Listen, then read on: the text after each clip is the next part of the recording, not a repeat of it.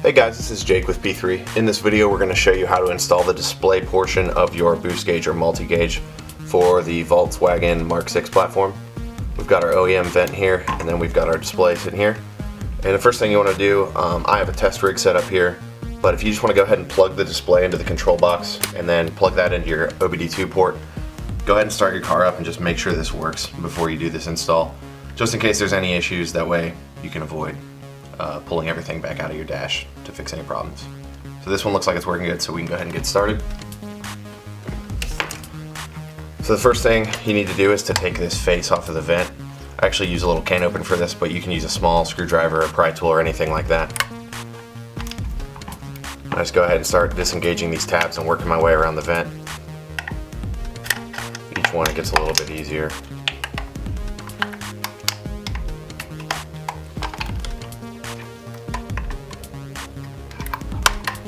And on the back here, sometimes it helps to move the vent wheel out of the way to get that last tab.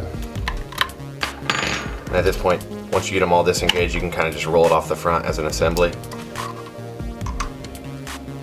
And so now this display is going to take the place of these bottom two vent slats. So now we need to remove all the horizontal vent slats. They come out as an assembly. So if you take a small screwdriver and come up to this top edge and disengage that tab right there, it sits right in this hole. Once you get that out, you can just kind of roll that out. This is all held together pretty well, so you don't have to worry about it falling apart. And I like to take a pair of snips. You can probably do this with your fingers as well. And I don't cut these, but I just gently pry like that. And these come apart. We're just going to remove those lower two vent slats from the assembly.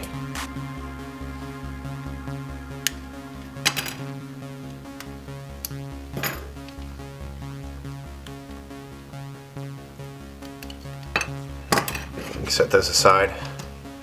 And so if you ever think you may take your gauge back out and put the vent slats back in, you can leave this bottom part of the slider bar intact.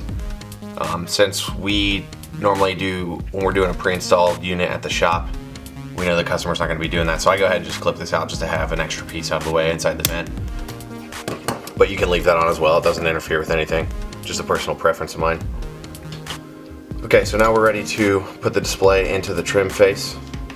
And so it's going to come up from the back, and you want to install the bottom first and just kind of push it up into place like so. Then we'll flip it around backwards. We just want to make sure it's fully seated with these tabs on each side fully against the plastic frame. And then we want to make sure the display is flush with the back edge of the chrome. It should not be tucked behind.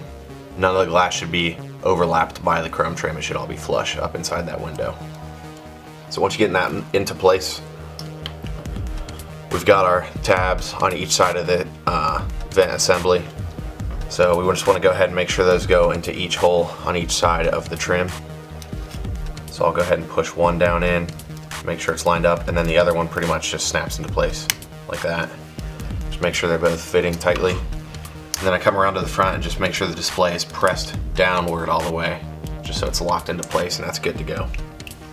Before I put this back onto the housing, I'll take the display cable and give a nice kink to it right there, so it's firmly kinked into that corner.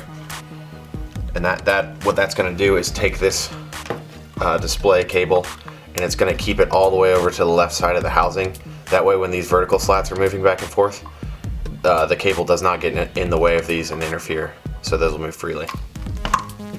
Alright, so you want to take the end of your display cable and just go ahead and feed it all the way against the left wall of the housing.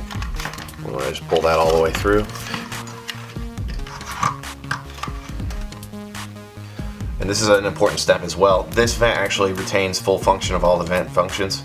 So we get our left, right, we get our up, down, and we need to make sure that this fork on the slider bar straddles this bar on the center vent vane.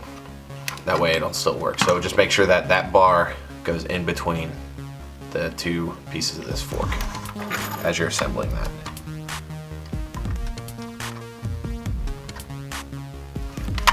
And then before you fully seat the face on, I just like to go back and forth just to make sure, and that one's good.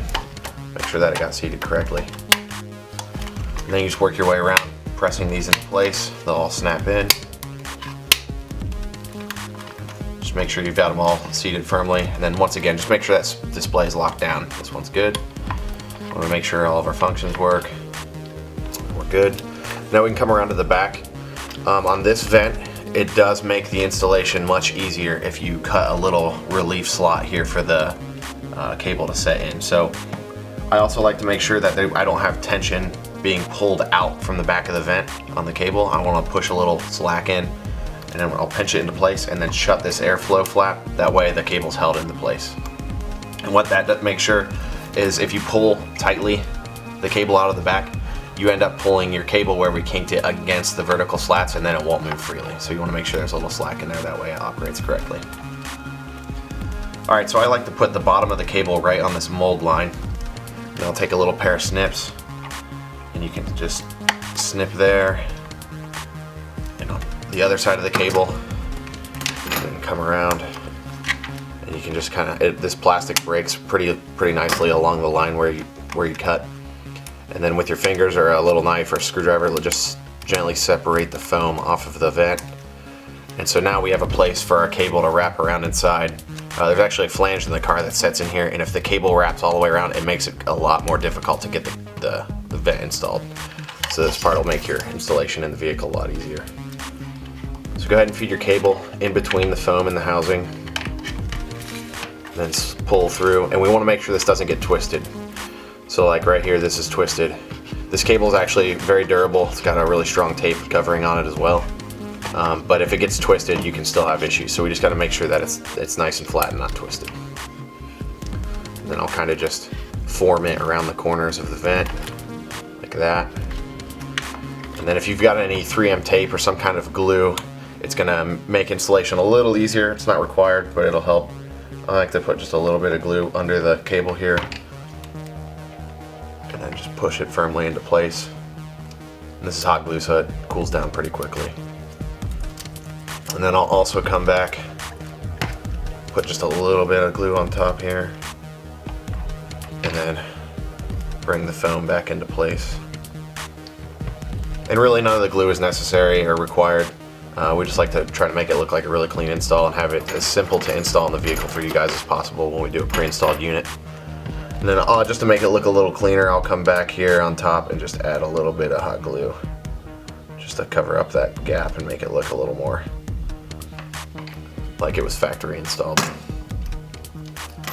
Okay, so now that we're all the way installed, we just want to make sure again that all the vent functions work. We got our left, right, up, down, and then our flap in the back's working.